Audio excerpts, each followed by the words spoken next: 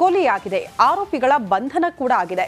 ಒಂದ್ ಕಡೆ ತನಿಖೆ ನಡೀತಾ ಇದೆ, ಮತ್ತೊಂದು ಕಡೆ ಸಾಕ್ಷ್ಯಗಳನ್ನ ಕಲೆ ಹಾಕ್ತಿದ್ದಾರೆ. ಇದೆಲ್ಲದರ ನಡುವೆ ಠಾಣೆಗೆ ಶಾಮಿಯಾನ ಹಾಕಿದ್ದು ಹಲವು ಅನುಮಾನಗಳಿಗೆ ಎಡೆ ಮಾಡಿಕೊಟ್ಟಿದ್ದು ಆಕ್ರೋಶ ಭುಗಿಲೆದ್ದಿದೆ. ಈ ಕುರಿತ ವರದಿ ಇಲ್ಲಿದೆ.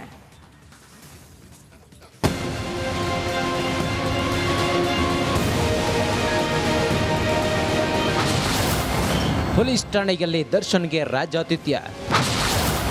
ಠಾಣೆಗೆ ಶಾಮಿಯಾನ ಹಾಕಿ ನಡೀತಿದ್ಯಾ ಸೇವೆ.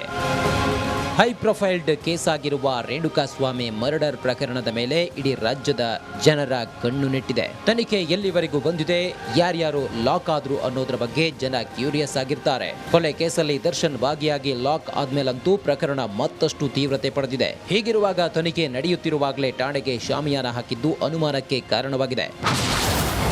ದರ್ಶನ್ಗೆ ರಾಜಾತಿಥ್ಯ ಬಗ್ಗೆ ಸಿಎಂ ಗರಂ. ಈ ಸುದ್ದಿ ವೈರಲ್ ಆಗ್ತಿದ್ದಂತೆ ಪೊಲೀಸ್ ಅಧಿಕಾರಿಗಳಿಗೆ ಸಿಎಂ ಸಿದ್ದರಾಮಯ್ಯ ಕ್ಲಾಸ್ ತೆಗೆದುಕೊಂಡಿದ್ದಾರೆ.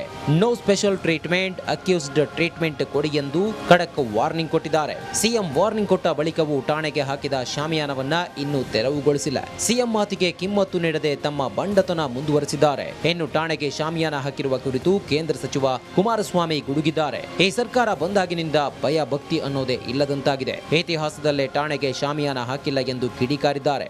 ಈ ಸರ್ಕಾರ ಬಂದ ನಂತರ ಪ್ರತಿದಿನ ಮಾನವನ ಒಂದು ಜೀವದ ಬಗ್ಗೆ, ಯಾರಾದ್ರೂ ಒಂದು ಜೀವ ತೆಗಿತಕ್ಕಂಥದ್ರಲ್ಲಿ ಭಯ ಭಕ್ತಿನೇ ಹೊಟ್ಟೋಗಿದೆ. ಅದಕ್ಕೆ ಕಾರಣ ಈ ಸರ್ಕಾರದ ಆಡಳಿತ. ಇನ್ನೊಂದು ಘಟನೆಯನ್ನೇ ಆತಿಗೆ ನಾವು ಕ್ರೋಧೀಕರಿಸ್ತಾ ಮಾತಾಡಬೇಕು.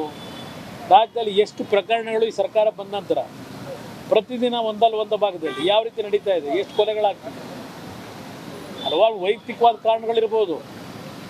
ಆ ವೈಯಕ್ತಿಕವಾದ ಕಾರಣಗಳಿಂದ ನಡಿ ಈಗ ಶುರು ಮಾಡೋಣ. ಕೇಸರಿಯಿಂದ ಮನೋಲ್ಲಾಸ ಮನಸ್ಸು ಮತ್ತೇರಿ ಕುಣಿದಾಡಿದೆ ನೋಡು, ಮನಸ್ಸು ಮತ್ತೇರಿ ಕುಣಿದಾಡಿದೆ ನೋಡು.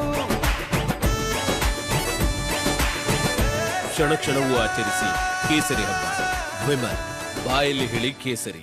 ಇವತ್ತು ಕೊಲೆ ಮಾಡ್ತಕ್ಕಂಥದ್ದು, ಜೀವ ತೆಗಿತಕ್ಕಂಥದ್ದು ಎಷ್ಟು ಸುಲಭ ಆಗಿದೆ ಈ ರಾಜ್ಯದಲ್ಲಿ.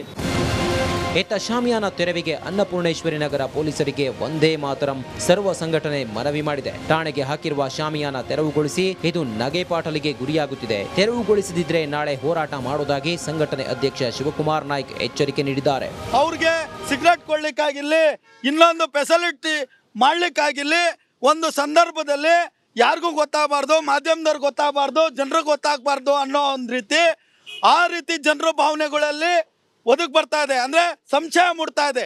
ಪೊಲೀಸರು ಹಂಗೆ ಮಾಡಿದ್ದಾರೆ ಅಂತ ನಾನು ಹೇಳ್ತಾ ಇಲ್ಲ, ಆದರೆ ಎಲ್ಲೋ ಒಂದು ಕಡೆ ಪೊಲೀಸವ್ರ ಮೇಲೆ ಆ ರೀತಿ ಅನುಮಾನ ಬರ್ತಾ ಇರೋದ್ರಿಂದ ಕೂಡಲೇ ಶಾಮಿಯಾನ ತೆಗೆದು ಜನರಿಗೆ ಆ ಅನುಮಾನದಿಂದ ಹೊರಗಡೆ ಬರಲಿಕ್ಕೆ ಒಂದು ರೀತಿಯ ಅವರು ನಾವು ಜನರ ಜೊತೆ ನಿಲ್ಲಬೇಕು ಅಂತ ಹೇಳಿ ನಿಮ್ಮ ಮಾಧ್ಯಮದ ಮುಖಾಂತರ ಕೇಳ್ಕೊಂತೀನಿ.